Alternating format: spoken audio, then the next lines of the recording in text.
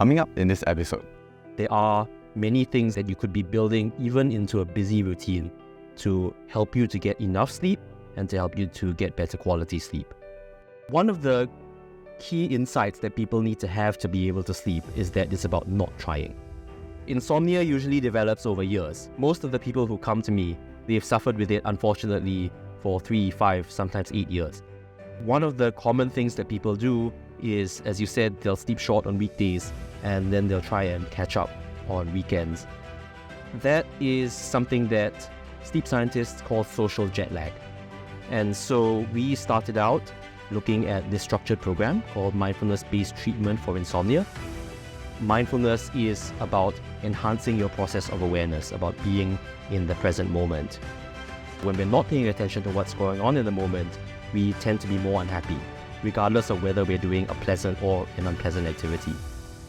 One of the very interesting things in our mindfulness data was that although, as I've already said, the participants in the mindfulness condition reported having better sleep, having lower insomnia symptoms, we didn't see that same pattern in the electrical data. There are papers, for example, on monks who basically live in a monastery and live a monastic life. And in those individuals, you also do see extremely high expression of this higher frequency electrical activity. So you'll find that it's very common in the monastery for monks to only sleep about 5 or 6 hours a night, and for that sleep to be much more concentrated in a way. So it seems to be higher quality. They seem to get more deep sleep in a shorter period of time. I wouldn't force anyone to do mindfulness if they didn't want to do it. I wouldn't say that it's a one-size-fits-all remedy for everybody. if you stop practicing after the program, does insomnia come back? Hi guys, welcome to another episode of Health Geeks podcast. Today we are here with Dr. Julian Lim from Somnus Sleep Wellness. We are here to talk about how mindfulness can help you sleep better. Before that, just a quick update. Two quick things. Firstly, a big thank you to Nicole from The Work Boulevard for the space for today's shoot. Secondly, we'll be adding Somnus Sleep Wellness as a partner on the ALLWIN platform. Feel free to check it out if you want to learn about health and earn exclusive deals at the same time. With that, back to the episode. Hi Julian. Hi. Firstly, welcome to the show. Thank you for having me. Yeah, thank you for your time. First question to you is, tell us a little bit more about how your research background has translated into practice that we see currently. So when I started doing research, I was most interested in sleep loss or sleep deprivation and the effects on the brain as well as our behavior, our mood during the day. And I spent probably about a decade looking at those questions. After a while, I came to realize that it was important also to look at the flip side of the coin, which is what can we do about it? So we know that sleep loss has so many negative consequences, and I wanted to explore some ways that we could improve our sleep quality and help with our functioning during the day. And so one of the avenues that I started to explore was mindfulness and mindfulness meditation. So mindfulness is really quite simply about paying attention to what's going on in the present moment and learning not to judge those experiences. So just being okay with whatever we are experiencing or whatever we are feeling at the time. And there was some evidence, some data when I started out showing that practicing mindfulness and practicing meditation could have some pretty good benefits for sleep and sleep quality. And so I was quite interested in that. And so we started out looking at this structured program called Mindfulness Based Treatment for Insomnia. This was something that was developed at Northwestern University. And so we brought that to Singapore to test in our local population to see whether we could get similar effects as for the pilot studies that had already been done with that program. And so, spoiler alert, we found that it is indeed quite a good program for improving sleep quality. But one of the interesting things we found also was that the mechanisms by which it improves sleep seem to be somewhat different from the mechanisms that you see in other more traditional programs, especially in terms of what you see in terms of brain functioning while people are actually asleep. A few follow-up questions from that. Firstly, tell us a little bit more about the differences between what you found in the US as well as local, or was it an Asia context? So this was local. So we did this study in Singapore. This was actually in older people. So we got 127 people in their 50s, 60s, and 70s, and we ran this study on that population. Did it show different amount of positive impact as the US, for example? So maybe it's best to start from the behavior. So one of the primary things we were interested in was whether or not practicing mindfulness could decrease people's severity of their insomnia symptoms. And so we measured that using standard insomnia questionnaires. And what we found was that compared to a control condition, so these were people who went through a sleep hygiene and education and exercise program, that the mindfulness program had a significantly larger benefit on reducing those symptoms of insomnia. So where we went a step further was to look at some objective data. So we had our participants have wearables, as well as to collect polysomnography, which is electrical brain activity during the night. So that's really the gold standard of measuring sleep during the night. And so the first thing we looked at in those data were kind of the macro variables. So we looked at things like objectively, how long did it take people to fall asleep, as well as how much time they spent awake during the night. So this is something that sleep scientists call wake after sleep onset. So this is like, you wake up and you kind of toss and turn for a bit and then you fall back asleep. And most of us do have some of that during the night. And so we took measures of those using our objective trackers. And what we found was that the mindfulness condition, again, showed significant improvement in those variables, whereas by and large, the control condition, the sleep hygiene condition, did not. You mentioned these are the macro variables that you're looking at. Were there other variables that you look at after? Yes, there were. So we were also interested in looking at what we call the EEG power spectrum that we could find when we recorded electrical activity during the night. So when we look at that spectrum, we can essentially divide that data into different frequency bands. And so we get power in lower frequencies as well as higher frequencies. And we were interested in looking at the differences in those before and after people went through the intervention. Now, the interesting thing is that we actually found some quite counterintuitive findings. So what we traditionally see in these data is that high frequency activity is associated with things like being more anxious, being more aroused. When you see that when people are awake, that's usually associated with thinking, using a lot of higher kind of cognitive processing skills. And so traditionally, you would not want to see that in the sleeping EEG. You would expect more of those lower frequencies that are associated with kind of rest, associated with recovery. And when you look at previous studies using other interventions that improve sleep, you do see something like that. So you see actually decreases in the higher frequencies and increases in the lower frequencies, the restful frequencies. And so one of the very interesting things in our mindfulness data was that although, as I've already said, the participants in the mindfulness condition reported having better sleep, having lower insomnia symptoms, we didn't see that same pattern in the electrical data. We actually saw slight increases in the high frequencies, which traditionally are thought of as bad. And that's something also that researchers in the US have found as well, that there's something counterintuitive going on in the different mechanisms there. So how do you then quantify or classify that as good sleep? Was there a process of uncovering what good sleep really is? Yeah, so that's something actually the jury is still out on. So we don't actually know the differences yet between those different mechanisms, but that's something that you do see. That's also something that we see in other studies of experienced meditators. So there have been studies, for example, there's been research on people who have meditated for 10, 15, 20 years. There are papers, for example, on monks who basically live in a monastery and live a monastic life. And in those individuals, you also do see extremely high expression of this higher frequency electrical activity, particularly in a band known as the gamma frequency band. And you see that while they're awake, and you also see that while they're asleep. And the current thinking is that this is something to do with mindfulness, with meditation, just making you generally more alert and aware of things, right? So mindfulness is about enhancing your process of awareness, about being in the present moment.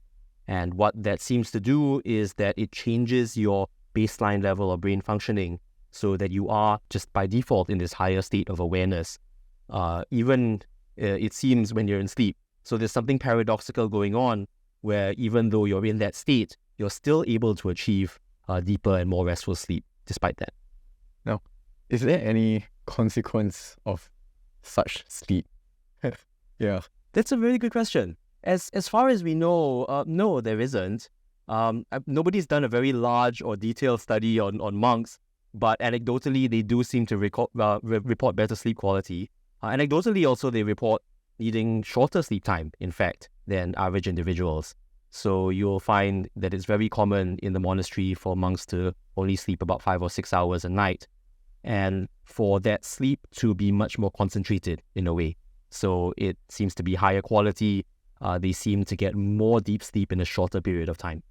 Now, a few things to unbundle here, but I just want to ask at this point, is that one of the research that you plan to do in the future, getting more people to get this sort of sleep and then see if there are benefits or... Right. Yeah.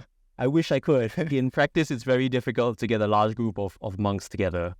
And also, if we're talking about research and practice, in my own career, I've now moved on more towards practice and away from research. So as you mentioned in the beginning, I've started a center called Somnus Sleep Wellness, and we are now aiming to bring these treatments and these programs to the public.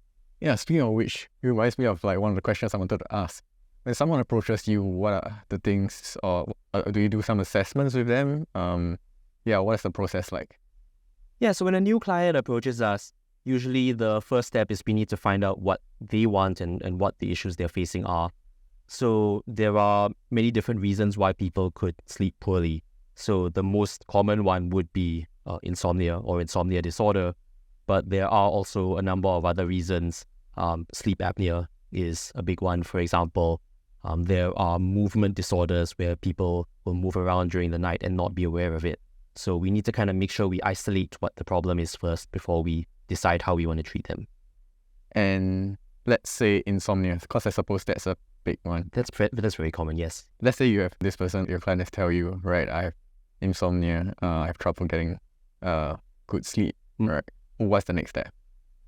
So the next step is to discuss what kind of treatment they prefer. So there are several different ways to treat insomnia. The first line treatment that we usually recommend to them is something called Cognitive Behavioural Therapy. So this is a therapy where we work with the client to change some of their behavior, to change some of the ways they think about sleep. So a lot of clients with insomnia have kind of what we call dysfunctional thoughts related to sleep. So for example, they may have the thought that if I don't get a perfect night of sleep, if I don't get 8 hours of sleep tonight, I'm going to be miserable the next day. Or things like I need to try very hard. I need to do all these rituals and activities before I can get a good night of sleep. And ironically, those rituals, those beliefs kind of hinder the good sleep itself. Is that so, or like it's sometimes so? Because I suppose there are some sleep hygiene as a sleep exercises that, well, I've read these on the internet. They're good for you. I don't know how true it is. Like, for example, before you go to sleep, 3 hours before you go to sleep, don't eat. 2 hours before you go to sleep, don't drink. 1 hour before, don't use your phones. Things like that. Right. Yeah. Sleep hygiene is definitely important. The issue is when people start to worry and obsess about those behaviors. And then it becomes about really, really trying to get those behaviors in, or else I will not be able to sleep well. So one of the key insights that people need to have to be able to sleep is that it's about not trying. You can't try to sleep. The moment you try to sleep, you won't be able to. It's like relaxing. The moment you try to relax, you will not be able to relax, right? Relaxing, sleeping, both of those are about letting go. I often give this example that I use from my own training, which I've done in martial arts actually. So I am quite interested in boxing as a sport. And one of the keys to be able to be effective and to throw punches effectively in boxing is that you need to be relaxed to do it. So you can just try this for yourself at home if you want to. If you really kind of just tense up your arms and try and throw a punch, it's going to be a lot more difficult than if you relax your shoulders, you relax your arms and try and throw that punch. And once people discover that, they're like, oh, okay, so maybe I need to kind of try and relax. And then they run into the same problem, right? Because how do you try and relax? The more you try, the more you focus on it, actually, the more you end up kind of like tensing up, right? So the key really is to kind of build it into you. So it's just a natural kind of relaxation of the body. And with sleep, analogously, it's a natural relaxation of the mind. I love that example because it reminds me like when I was learning to swim. As with, I think, boxing, if you try to tense up your whole body while you're trying to swim, you will sink. Yes, exactly. You kind of have a state of somewhat relaxed, but still moving your hands to keep yourself moving across the water. That's right. In that case, is sleep a skill? Well, if it were a skill, then we wouldn't be able to do it from the time when we were babies, would we? Sleep is a natural state of being. Our bodies and our minds know how to sleep. Speaking of which, tell us a bit more about mindfulness as an intervention. Yeah. So mindfulness, as I said earlier, is about paying attention to what's happening in our bodies and in our minds in the present moment. So the default state of the mind is to spend a lot of time mind wandering. We spend a lot of time worrying about the past or planning for the future. And we are not in the present moment paying attention to what's going on right now. In fact, there have been studies that show that people spend about half of their time during the day mind wandering and not focusing on the task at hand. And in fact, doing that has consequences for our well-being. So when we're not paying attention to what's going on in the moment, we tend to be more unhappy, regardless of whether we're doing a pleasant or an unpleasant activity. So practicing mindfulness is really quite important. So the way we cultivate mindfulness usually at the start is through formal practices. So we give people an object to focus on. So this may be your body, this may be your breath. And the start of the practice is just to pay attention to what you're supposed to focus on. And if your mind wanders away, which it will for everybody, for most people quite fast, you simply bring your attention back to the object, to the breath, to the body. And this kind of helps you to cultivate the habit of being in the present moment. Mind wandering, our minds going in all kinds of places automatically, it's a habit. It's something that most people have done habitually for their entire lives, in fact. So when they start practicing mindfulness, they'll find it's quite hard to do at first. But as time goes on, as you do it more, as you learn how not to judge your performance in a way doing it, you will start to get better and better at it. It's kind of like building a muscle, right? And the more you're able to do that, the more you will notice when your attention, when your mind is not where you want it to be. And that can have very profound consequences on your daily living and on your well-being. Now, let's break it down a little bit. Feel free to grab some water. Yeah. In the terms of mindfulness practice, is frequency more important, or is the duration of the practice more important, or it doesn't really matter? I think the regularity is certainly important. So if you enrolled, for example, in a formal mindfulness program, so there's a formal program known as Mindfulness Based Stress Reduction. This is an 8-week program. You would be asked to practice every day for 45 minutes, in fact. And there's quite a bit of data suggesting that regularity is important for improving. In a very similar way, as I said, with going to the gym, right? You need to maintain kind of a constant workout routine. If you kind of start and stop, it's not really as effective. In terms of duration, I think the science doesn't really have a clear answer for us yet. So intuitively, you would think the more the better, but we don't really have good data on that at the moment, unfortunately. So in that case, if we were to enroll into the program, I think the person knows what to expect. But if the person is going to be practicing himself or herself after the program, how does he or she go about managing his or her own routine? What are some guidelines? Yeah, that's a good question. So like everything, like all other good habits, building that discipline often is a matter of just making it a habit. So if you practice often enough and for a sustained enough period, eventually it will become habit and you will just build it into your daily routine and feel in fact that it's missing if you don't do it. But beyond the duration of the program, I think there are lots of resources people do use to kind of keep that up. So one thing, for example, would be to just create a group of people that would meet regularly just to do their practice together, or to use, nowadays there's many digital resources as well that people can use, so using apps or kind of pre-recorded audio tracks to help them as well. Are there studies or research to show that these apps have been somewhat useful, very useful? Which ones do you recommend? Is there any? So I don't want to recommend any apps because of possible commercial conflict of interest. There have been some studies on apps. So particularly the major apps nowadays, the big commercial ones, Headspace and Calm, have quite a lot of studies supporting their efficacy. But I think there's still kind of lots of room for testing whether or not this is useful for keeping people going in the long run. On that topic, mindfulness is something that you have studied as well. Yes. Tell us a bit more about what you found. Yeah, some interesting insights. So one of the interesting studies that we did on mindfulness is to put people into an MRI scanner and just study their brain activity while they're just at rest, so not doing anything. And these were people who hadn't actually been trained on mindfulness. So we measured their level of mindfulness using a questionnaire just to figure out, naturally, some people are more mindful, some are less mindful. So we kind of figured that out. And we split them actually into two groups. So there was a high mindfulness and a low mindfulness group. And we just looked at their data while they were lying in the MRI scanner without any particular instruction. So they were just lying there. And we did this analysis called dynamic functional connectivity analysis.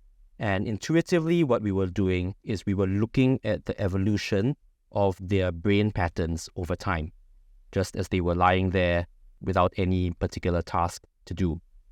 And what we found was that the people in the high mindfulness group, those who were more mindful, went through a more rapid cycling of their brain states than those who were in the low mindfulness group. So it was almost as if they were kind of checking in on themselves more often, if you get what I mean. Whereas the low mindfulness group, where they didn't cycle as often, was probably associated with just spending long periods of time just mind-wandering or daydreaming and not really, constantly checking in on their internal environment, their external environment, and so on. So there were quite interesting differences even at rest, at baseline, between these two groups. So does that mean as you train yourself more to be mindful, it does get easier because you remind yourself be mindful more often? Perhaps, yeah. Mindfulness is a matter of noticing. And as I said, mind you, these were people who hadn't even undergone any training. So these were just kind of people who were more mindful just naturally because of genetics or I don't know what. But yes, you're right. That I think being mindful is associated with just noticing more, right? So not spending so much of that time kind of lost in a haze or a daydream, but really constantly checking in on yourself. Linking it back to sleep. When people practice mindfulness and you try to track how it affects their sleep, do you go back to a questionnaire to help them determine if they're getting good sleep, or do you use trackers, or what do you teach your clients? So questionnaires and trackers give us different channels of information. So we would usually go to questionnaires first, simply because they're easier to administer, they're cheaper, and they're not as laborious for the participants to use. There are situations where we would want to use trackers over questionnaires. So there are some forms of insomnia, for example, where people think that they're not sleeping very well. But if you look at the data from their trackers or from electrical activity being recorded, it looks exactly the same as a normal, healthy sleeper. And so that's something called paradoxical insomnia, for example.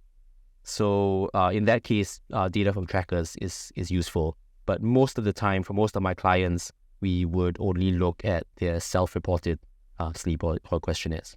So does that mean that if I am happy with my sleep, I no need to get better sleep? Actually, generally speaking, that is true. So sleep satisfaction is very important. Having said that, it's important to sleep enough too. So the major sleep organizations recommend that for adults, we get 7 to 9 hours of sleep opportunity every night. And as we know in Singapore, unfortunately, most people sleep less than that. And a lot of people who do sleep less than that will report that, okay, I'm kind of okay, I'm kind of happy with that, kind of satisfied. But the truth of the matter is that for most of those folks, it's just that they've gotten used to it. They've gotten used to being in that state of tiredness and they think that that's normal. And so they're like, oh, I guess I'm okay because I've been doing it for years. So with that caveat, I will say that for most people, having sufficient sleep is important. And then beyond that, if you feel happy, if you feel satisfied and rested during the day, then that's a good sign that your sleep quality is good enough. Are there implications of not sleeping enough or getting used to sleeping so little? Getting used to? Oh, yes, there are. Right? Yes, there are. So it's well documented that there are many, many health consequences in the long run of not getting sufficient sleep. So the list is long, unfortunately. Cardiovascular issues. You have increased risk of diabetes, of obesity. There's increased risk of developing mood disorders, problems like depression, like anxiety. And in later life, not sleeping enough also increases your risk of developing dementia, of Alzheimer's disease. And that's because sleep is a time when the brain kind of clears toxins that build up that are associated with dementia. And over the years, if you don't get enough, then that can become a problem. Is routine important? Saying you need to sleep at a certain time and then wake up at a certain time? Or is the sleep hours more important? Or, you can catch up on your sleep during the weekends. And other good questions, yes. So sleep regularity is important. It's important in slightly different ways from sleep duration. So I would worry about getting enough sleep first, and then once you get that in place, then think about the regularity. But sleeping at the same time and waking up at approximately the same time every day is important, and it is also a predictor of good health. So one of the common things that people do is, as you said, they'll sleep short on weekdays and then they'll try and catch up on weekends. And sometimes that can mean extending their sleep time for as much as 2 or 3, sometimes 4 hours in order to try and catch up. And that is something that sleep scientists call social jet lag. As the name suggests, this is exactly like jet lag. So if I do that, if I wake up at 7 on weekdays and then I extend my sleep to 10, 11 a.m. on weekends, that's exactly the same as if I were jumping on a plane, going to the Middle East on a Friday and then coming back to Singapore on a Sunday and doing that every single week. So you can imagine that probably wouldn't be so great for your routine and not so great for your health. And it has been shown that having significant amounts of social jet lag also increases your risk for things like metabolic diseases, for mood problems, depression, anxiety, and so on. Circling back to mindfulness, is there different mindfulness exercise for different type of sleep conditions? That is quite an interesting question. So there's not been any work linking specific exercises to be better for sleep. There are some exercises that I wouldn't recommend that you do right before bed. So there are some exercises, as I said earlier, that actually promote alertness. And so especially if you're a more experienced meditator, I would try and avoid those right before bed so that you're not kind of too alert when you are trying to sleep. So some of the exercises that are kind of a little bit better to do right before bed are those where we tune into the sensations of the body. So something like what we call a body scan. And so this can help you to detect if there's any kind of tension in your body that you might need to let go of to relax before you go to bed. And so that can be helpful. But to come back to your original question, I wouldn't say that any particular specific exercise has any particular benefit. It's sort of like the exercises all train the skill, they all train the ability, and as a whole, that would help you eventually with your sleep quality. What is an example that will make you more alert? So things like paying attention to your thoughts, particularly, I would say. So if you're tuning into the thoughts you're having, that can be more alerting. How about for those people that are skeptical about mindfulness or saying mindfulness doesn't work for me? Do you still recommend them try out the process and try to guide them through the process? What's your experience like? I wouldn't force anyone to do mindfulness if they didn't want to do it. So there are certainly people who are very skeptical about it, who don't want to give it a try. And, I wouldn't say that it's a one-size-fits-all remedy for everybody. There has to be a certain extent to which you want to have an open mind about it. You want to give it a go before I would recommend that you try it at all. And I think that that's kind of built into the idea of mindfulness itself. So one of the attitudes of mindfulness that we often try to teach people is this idea of a beginner's mind, of wanting to approach our experiences as if it were for the first time. And if you start off with this attitude that I want to come into the practice with a closed mind to begin with, then already you're kind of going against the spirit of this idea of discovery and of discovering yourself. There has to be an extent to which you are willing to discover yourself and what's in your mind. Are there people that come to you and say, I'm not prepared yet, but I'm willing to try maybe further down the road? Yes, there are. I do have clients like that. So for clients who come to me with sleep, many of them are kind of in a bit of an acute crisis. So they want to have at least some improvement in their sleep, right away. And so for those clients, I would tend to first give them the cognitive behavioral therapy that we spoke of. And then later on, when they get their sleep routine in order a little bit more, then they can come back and get the mindfulness practices kind of to supplement that, to help out a bit with if they're still experiencing some stress and anxiety, to help to bring that down a bit. If you were to compare the two different types of therapies, what are some things that you would like to highlight? So I think that there's some early evidence that the two therapies may benefit different kinds of people. So cognitive behavioral therapy tends to work a little bit better, I would say, in people who are more conscientious, who are more motivated. The kind of, how would you say? Sort of like if you remember being in secondary school and you know those A students who are always like they're there with their homework and everything's turned in early and they're always on the ball. Those people tend to respond a bit better to cognitive behavioral therapy. And if you're like me and you didn't turn in your homework on time, that's like you're a little bit lazy. There's some evidence that mindfulness-based therapy may be a little bit more effective for those folks. So it's as I said, the data aren't very, very clear yet, but that's one of the possible indicators that you may be better suited to one or the other. And just now you previously mentioned if someone wants quick results, you showed them the way to cognitive behavioral therapy. I don't think either one is quick. It's not like you can wave a magic wand and the next day your insomnia will be fixed. So insomnia usually develops over years. Most of the people who come to me, they've suffered with it, unfortunately, for 3, 5, sometimes 8 years. So it's not a magic pill that will fix you the next day. But cognitive behavioral therapy will usually take effect a little bit faster, I would say, somewhere along the order of maybe 2 to 3 weeks. Whereas mindfulness-based therapy, because it takes time to kind of practice and build up those skills, can be a little bit on the slower side. And if you stop practicing after the program, does insomnia come back? It may, but then with both of these programs, usually people will have the tools to recognize when it's coming on again and to start to do something before it relapses and becomes really bad. So that's the good news for both of those programs.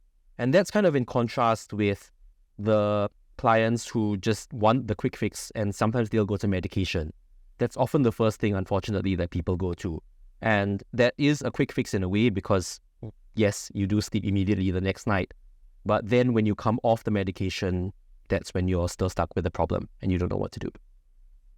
Totally agree. I think I recently heard this phrase, something like, if you use the pill, you lose the skill. I not heard that, but yes. Yeah. That's pretty... something like that. Just as a final question, is there anything you'd like to share that I may have not asked? So I think what I want to share with your viewers is to not discount the importance of good sleep just because there's the feeling that everybody else is kind of not getting it as well. I think there's this sort of element in the culture of Singapore right now where there's this almost social contagion that it's okay to not sleep well because everybody else is like that. I go to the office, everybody's kind of, nodding off at their desk. Everybody's talking about how I got so little sleep last night. And so that kind of normalizes it, but that doesn't mean that it's good for your health. And it doesn't mean that because it feels like so many people are suffering along with you, it's okay. I think the message that I want to leave people with is that good sleep is very important for long-term health, and that there are many things that you could be doing, that you could be building even into a busy routine to help you to get enough sleep and to help you to get better quality sleep. And if that's something that you've kind of been taking for granted, then it might be time to have a little bit of a rethink and see if there are sort of simple fixes that you can make to improve that sleep time and the sleep quality. To build on that, I know I said the final question. Yeah, no worries. To build on that, and it's also to the point where I mentioned earlier a little bit on sleep satisfaction. Mm-hmm. Is there a checklist out there, or do you have a checklist for people to really analyze and assess their own sleep? Yeah. So number one is, are you getting enough? So for a vast majority of people, that's going to be 7 to 9 hours in bed. There are a small number of people who will need less than that, but chances are you're not one of them. Most people do need 7 to 9 hours. The second thing would be to assess whether you feel rested during the day. If you feel that you would nod off very easily, for example, if you are watching TV or if you're reading a book or in a meeting, that's usually a sign that your sleep quality is not good enough. And the third thing I would suggest you look at is the amount of time it takes you to fall asleep and the amount of time you spend asleep during the night. And if you feel that it takes you a really long time to fall asleep, 30, 40 minutes, an hour, or if you wake up during the night and it's very hard for you to get back to sleep, that's often a sign that your sleep quality isn't so good. And that's usually to do with not managing your stress. Cool. Thank you so much for sharing. Welcome. With that, we conclude today's episode. If you have any questions, feel free to reach out to Julian. His contacts will be somewhere in the description depending on where you're watching and how you're watching this. If not, till next time, take care.